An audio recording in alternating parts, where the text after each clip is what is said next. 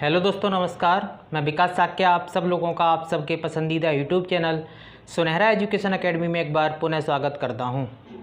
यदि आपने अब तक हमारे इस चैनल को सब्सक्राइब नहीं किया है तो चैनल को सब्सक्राइब करके बेल आइकन प्रेस कर लीजिए, जिससे आगे आने वाली समस्त वीडियो का नोटिफिकेशन आप सब लोगों तक पहुँचता रहे।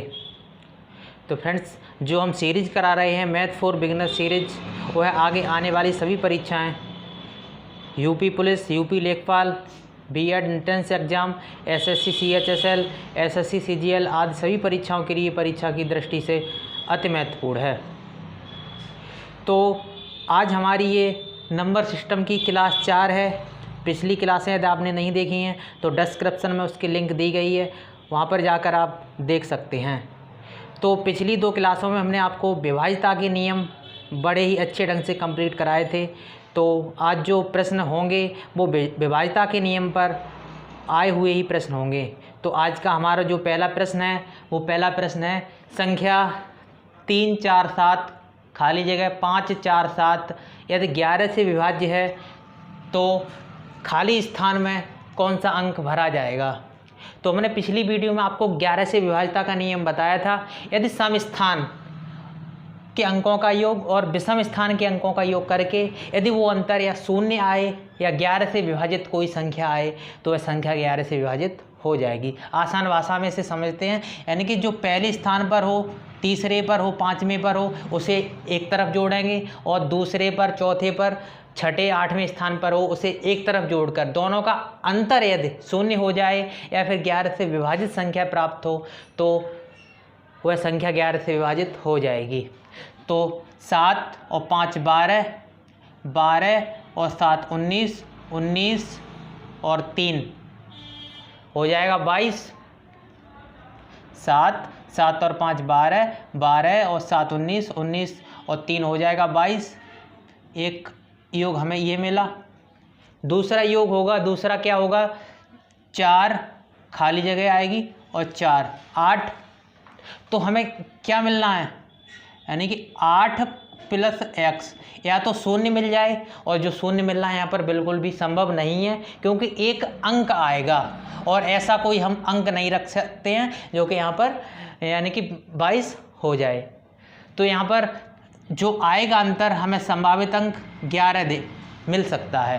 तो x का मान क्या हो सकता है, यदि हम x की जगह 3 रख दें, 8 और 3 11 हो जाएगा, तो 22 - 11 हो जाएगा और हमें 11 ही अंतर मिल जाएगा। अतः संख्या 11 से पूर्णतः विभाजित हो जाएगी। तो रिक्त स्थान में क्या अंक भरा जाएगा, तो रिक्त स्थान में x का मान, जो संभावित मान होगा या खाली जगह में जो भरा जाएगा वो 3 होगा। उम्मीद करता हूँ बिल्कुल समझ में आया होगा। नहीं समझ में आया कोई बात नहीं, आगे इस क्वेश्चन में, तीसरे क्वेश्चन में भी यही होगा, वहाँ पे देखेंगे। आगे चलते हैं क्वेश्चन नंबर 2 की तरफ। क्वेश्चन नंबर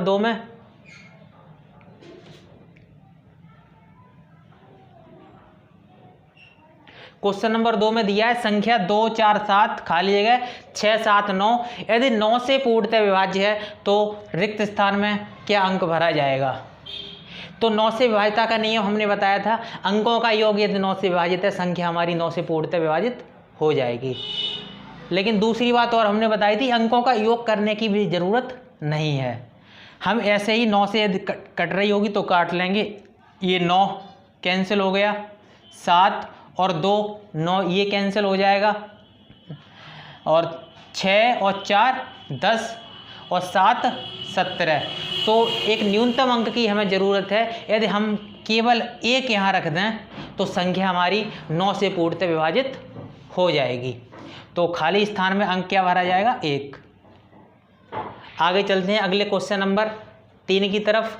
क्वेश्चन नंबर 3 है हमारा संख्या 6, 9, 1, 3, x 0, 8 यदि 88 से विभाज्य है तो x का मान क्या होगा। तो ऐसे प्रश्नों को हल करने के लिए हमने बताया था 88 से विभाज्य करने के लिए, यदि किसी संख्या को हम 88 से विभाजित करेंगे तो 88 के हम 2 ऐसे गुणनखंड काटेंगे जिनका मासा 1 हो। तो बताया था 11 और 8 से जो संख्या पूर्णतः विभाजित हो जाएगी वह संख्या हमारी 88 से भी पूर्णतः विभाजित हो जाएगी। और 11 से नियम अभी बताया था, और 8 से पहले बता चुके हैं। तो क्या होगा, 88 से विभाजित होने के लिए सबसे पहले हम चेक कर लेते हैं संख्या 8 से विभाजित कब होगी। 8 से विभाजित होगी यदि अंतिम 3 अंक 8 से विभाजित हैं तो संख्या हमारी 8 से पूर्णतः विभाजित हो जाएगी। तो x का संभावित मान की बात करें यदि 8 है, ये हो सकता है 8, कन्फर्म नहीं है, क्योंकि 8 से जब हम काटेंगे तो संख्या जब हम 8 रखेंगे तब संख्या 8 से पूर्णतः विभाजित हो जाएगी। चेक करते हैं 8 पर। तो 8 और 8 16, 16 और 1 17, 17 और 6 23। विषम स्थानों का योग करते हैं, 0 3 और 9 12। बिल्कुल एग्जैक्ट आंसर बनेगा, यानी कि 23 ऊपर का जो योग होगा 8 और 8 हमने 16 माना था, क्योंकि 8 से जब संख्या कट रही है जब हम 8 रखेंगे तभी पूर्णतः विभाजित होगी।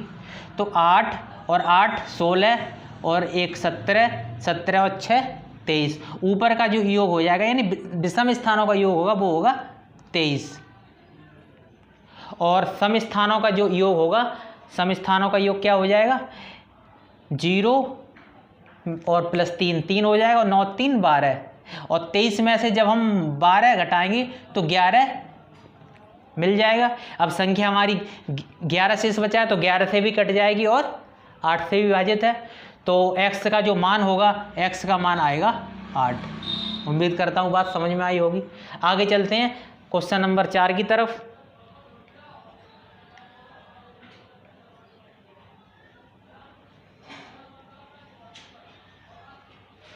क्वेश्चन नंबर 4 है, यदि 3 4 n 11 से विभाजित है, संख्या दी है यानी कि 34 n 11 से विभाज्य है तो n का मान क्या होगा। तो 11 से विभाजित होने के लिए बताया था, अभियाल नियम बताया था, यानी कि 1 3 और हम क्या रखें जो कि अंतर शून्य हो जाए। तो बहुत सिंपल सी बात है, यदि हम यहाँ पर 1 रख देंगे तो संख्या हमारी 11 से पूर्णतः विभाजित हो जाएगी। तो n का मान क्या होगा, 1। आगे चलते हैं क्वेश्चन नंबर 5 की तरफ। तो क्वेश्चन नंबर 5 है हमारा, यदि संख्या 8 4 3 9 x 5 3 संख्या 99 से विभाजित है तो x का मान क्या होगा। तो बताया था 99 से विभाजित होने के लिए संख्या किससे कटनी चाहिए, कौन से दो जोड़े बनेंगे हमारे, 11 और इंटू 9। यदि संख्या 11 और 9 से पूर्णतः विभाजित होगी तो संख्या 99 से भी पूर्णतः विभाजित हो जाएगी। तो सबसे पहले 9 का नियम चेक कर लेते हैं क्या आएगा। 9 ये कट जाएगा, 8 और 4 12 और 3 15, 8 और 4 12 3 15, 15 और 3 18, ये भी कैंसिल हो जाएगा। 5 और 9 से कटने के लिए यहाँ x का मान 4 हो सकता है। चेक कर लेते हैं क्या संख्या ये पूर्णतः विभाजित हो जाएगी 11 से। यदि 11 से पूर्णतः विभाजित है तो x का मान क्या हो जाएगा, 4 हो जाएगा। तो 3 और 4 7 और 3 10 और 8 18।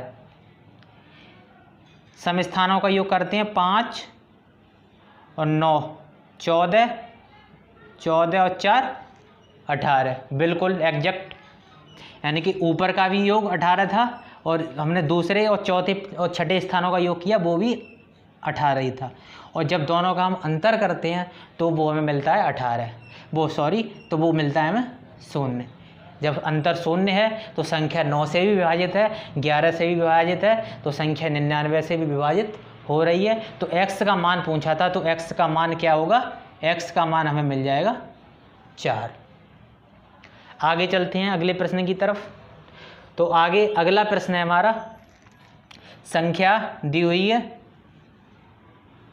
संख्या 5 1 7 x 3 2 4 72 से विभाजित है तो x का न्यूनतम मान, यानी x की जगह हम कौन सा छोटा से छोटा मान रखें जो संख्या हमारी 72 से पूर्णतः विभाजित हो जाए। तो 72 से विभाजित होने के लिए संख्या किससे कटनी जरूरी है, 8 और 9 से। यदि संख्या 8 और 9 से पूर्णतः विभाजित है तो संख्या 72 से भी पूर्णतः विभाजित हो जाएगी। तो चेक कर लेते हैं। सबसे पहले अंतिम 3 अंक 8 से विभाजित हैं, अंतिम 3 अंक 8 से विभाजित होंगे तो संख्या हमारी 8 से 72 से विभाजित हो जाएगी।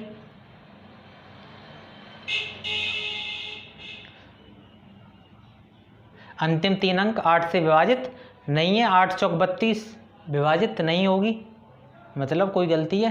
प्रश्न एक बार चेक कर लेते हैं।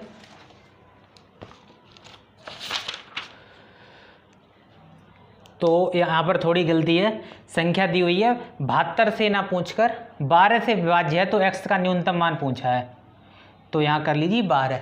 और 12 से संख्या कटने के लिए क्या होगा, 4 से और 3 से कटनी चाहिए, 4 3 12।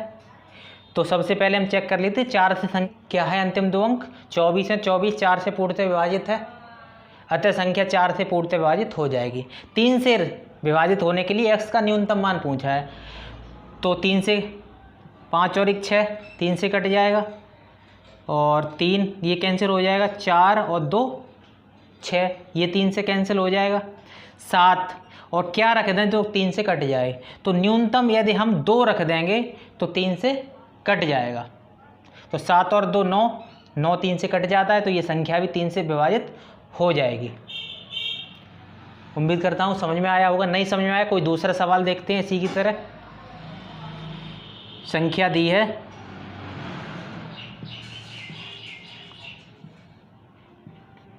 2 12 से विभाजित है, 12 से विभाजित है, तो x का न्यूनतम मान, x का न्यूनतम मान, तो 12 से विभाजित होने के लिए संख्या हमारी 3 और 4 से कटनी चाहिए। 4 से 32 विभाजित है, बिल्कुल विभाजित है, 4 अट्ठे 32। अब संख्या हम 3 से काटेंगे, 3 से काटने के लिए ज़रूरी नहीं हम योग ही करें संख्या का, हम इस तरह भी काट सकते हैं। 6 3 से पूर्णतः विभाजित हो जाएगा, 2 और 1 3, 3 से पूर्णतः विभाजित हो जाएगा, 3 पूर्णतः विभाजित हो जाएगा, 2 में क्या न्यूनतम जोड़ें जो कि 3 से कट जाए, तो 1। x का न्यूनतम मान क्या होगा, 1 होगा। क्लियर होगा। आगे चलते हैं अगले प्रश्न की तरफ।